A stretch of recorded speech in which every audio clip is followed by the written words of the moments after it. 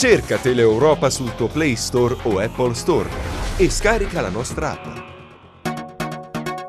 La sanità, adesso parliamo del reparto di ostetricia all'ospedale di Cetraro, chiuso a Ferragosto. Infuria la polemica, il consigliere regionale Giuseppe Aieta ai nostri microfoni stigmatizza quanto è accaduto e afferma: ho chiesto ai vertici della sanità cosentina l'apertura di una indagine interna. Sentiamo.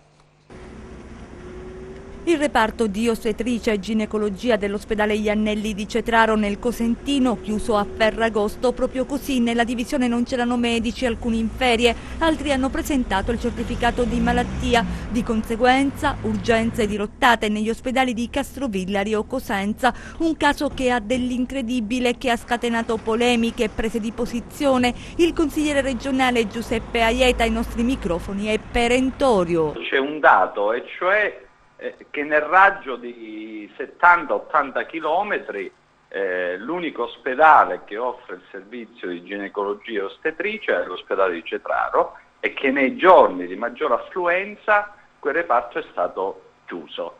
Ora, le colpe e le responsabilità vanno individuate, perché insomma io penso che sia necessario chiarire a tutti, alla politica, ma anche ai medici e a tutti gli operatori sanitari, che le responsabilità oggi noi le ricerchiamo e laddove riscontriamo negligenze si paga. Io ho chiesto al direttore generale di aprire subito una indagine interna per capire dove stanno le responsabilità, perché se noi facciamo passare questo episodio della ginecologia di Cetraro, domani ne avremo un altro episodio in un altro ospedale calabrese e nell'impunità tutto passa liscio e non va bene. Io penso che vi sia la necessità di dare questa volta l'esempio e andare fino in fondo in questa storia. Tra le giustificazioni c'è quella del poco personale in servizio. Guardi, io quando facevo il sindaco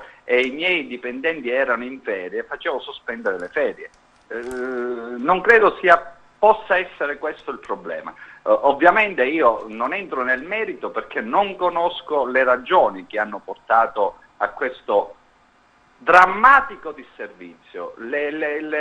Come dire, ripeto, drammatico perché si sono vissuti momenti davvero di panico. Sarà al direttore generale, al direttore sanitario individuare le responsabilità. Noi aspettiamo solo che le responsabilità diventino pubbliche, perché oggi noi abbiamo necessità di dare esempi soprattutto a partire dalla sanità. E intanto c'è anche una posizione del sindaco di Cetraro che, ricordo, deve tutelare la salute pubblica. Insomma, siamo vigili su questa questione, attendiamo risultati, risposte e ovviamente responsabilità laddove ci dovessero essere. Io ovviamente non sono l'uomo del sospetto, sono l'uomo del dubbio, ma il dubbio va sciolto ai cittadini perché un episodio drammatico si è consumato.